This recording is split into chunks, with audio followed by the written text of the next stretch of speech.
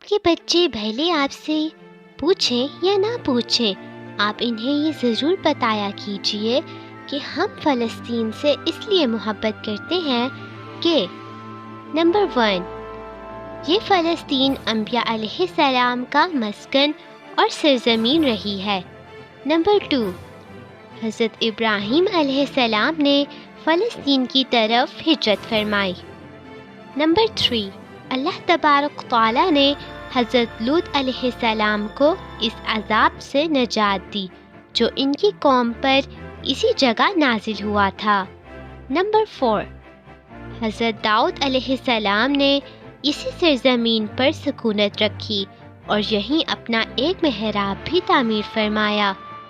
Number 5، حضرت سلیمان علیہ السلام اسی ملک میں بیٹھ کر ساری دنیا پر حکومت فرمایا کرتے تھے۔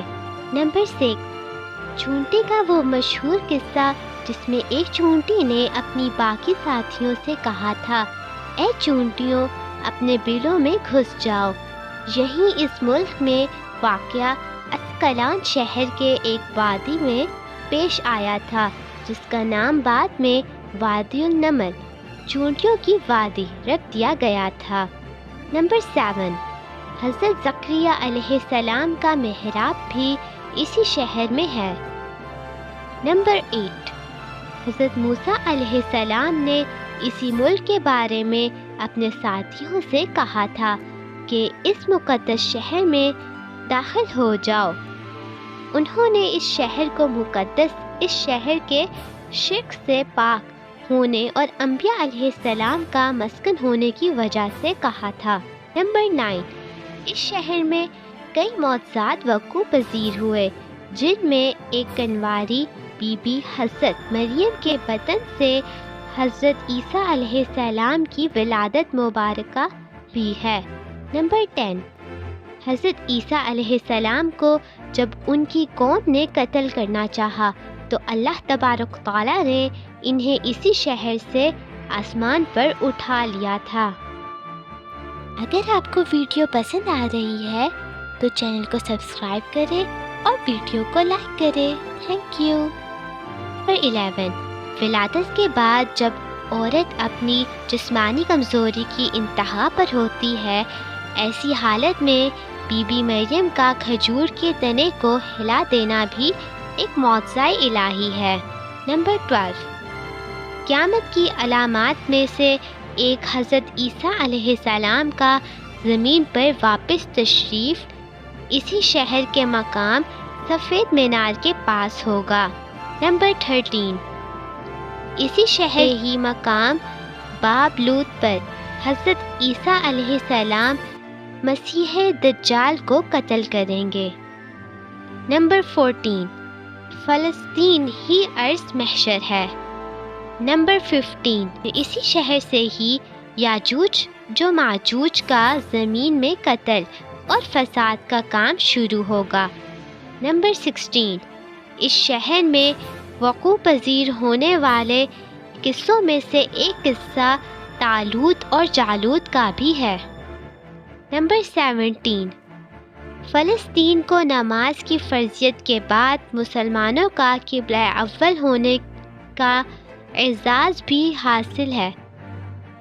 نمبر 18، ہجرت کے بعد حضرت جبرائیل علیہ السلام دوران نماز ہی حکم ربی سے آقا علیہ السلام کو مسجد اقصی فلسطین سے بیت اللہ کعبہ مشرقہ مکہ مکرمہ کی طرف رخ کرا گئے تھے۔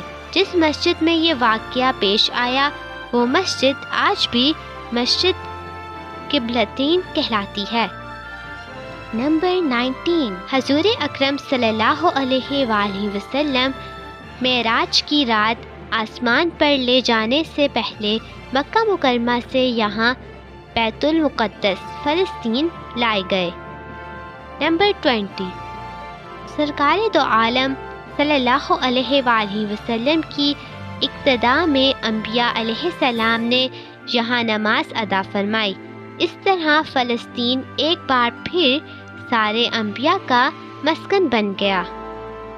نمبر 21، سیدنا ابو ذر کہتے ہیں کہ میں نے رسول اللہ صلی اللہ علیہ وآلہ وسلم سے عرض کیا کہ زمین پر سب سے پہلی مسجد کون سی بنائی گئی؟ تو آپ صلی اللہ علیہ وآلہ وسلم نے فرمایا کہ مسجد الحرام یعنی خانہ کعبہ۔ نمبر 22، میں نے عرض کیا کہ پھر کون سی مسجد بنائی گئی؟ تو آپ صلی اللہ علیہ وآلہ وسلم نے فرمایا کہ مسجد الاقصی یعنی بیت المقدس۔ نمبر 23، میں نے پھر عرض کیا کہ ان دونوں کے درمیان کتنا فاصلہ تھا؟ آپ صلی اللہ علیہ وآلہ وسلم نے فرمایا کہ 40 برس کا، اور تو جہاں بھی نماز کا وقت پا لے وہی نماز ادا کر لے، بس وہ مسجد ہی ہے۔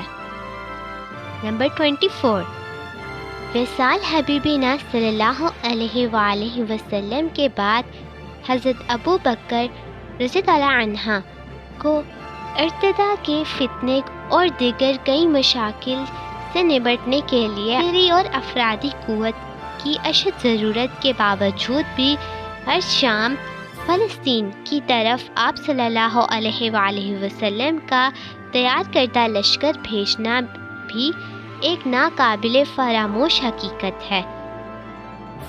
نمبر 25، اسلام کے سنہری دور فاروقی میں دنیا بھر کی فتوحات کو چھوڑ کر محض فلسطین کی فتح کے لیے خود سیدنا عمر کا چل کر جانا اور یہاں پر جا کر نماز ادا کرنا اس شہر کی عظمت کو اجاگر کرتا ہے۔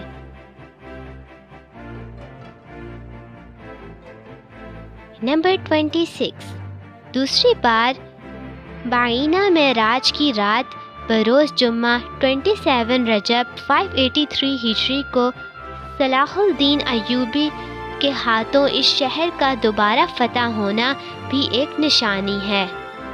نمبر 27، بیت المقدس کا نام قدس قرآن سے پہلے تک ہوا کرتا تھا۔ قرآن نازل ہوا تو اس کا نام مسجد اقصی رکھا گیا۔ نمبر 28، قدس اس شہر کی اس تقدیس کی وجہ سے ہے جو اسے دوسرے شہروں سے ممتاز کرتی ہے۔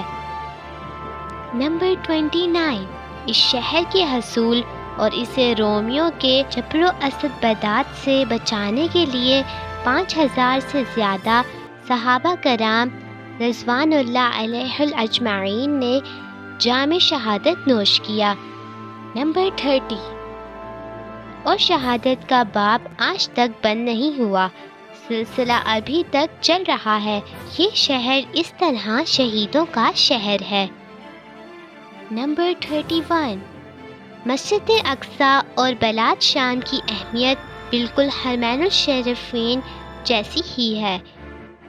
نمبر 32، جب قرآن پاک کی یہ آیت والتین والزیتون والطور سینین وہذا البلد الامین نازل ہوئی تو ابن عباس کہتے ہیں کہ ہم بلاد شام کو التین انجیر سے، بلاد فلسطین کو الزیتون زیتون سے، اور الطور سینین کو مصر کے پہاڑ کوہ طور جس پر جا کر حضرت موسیٰ علیہ السلام اللہ پاک سے کلام کیا کرتے تھے سے استدلال کیا۔ نمبر 33، اور قرآن پاک کی یہ آیت مبارک سے یہ استدلال لیا گیا کہ امت محمد حقیقت میں اس مقدس سرزمین کی وارث ہے۔ نمبر 34، فلسطین کی عظمت کا اندازہ اس بات سے بھی لگایا جا سکتا ہے یہاں پر پڑھی جانے والی ہر نماز کا اجر 500 گنا بڑھا کر دیا جاتا ہے۔ آج کے لیے اتنا کافی ہے، میں بہت جلد ملوں گی اپنی نئی ویڈیو کے ساتھ۔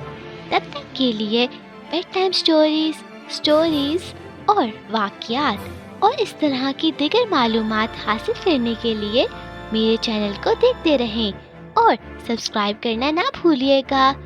Please like, comment, share and subscribe. Take care. See you. اللہ حافظ.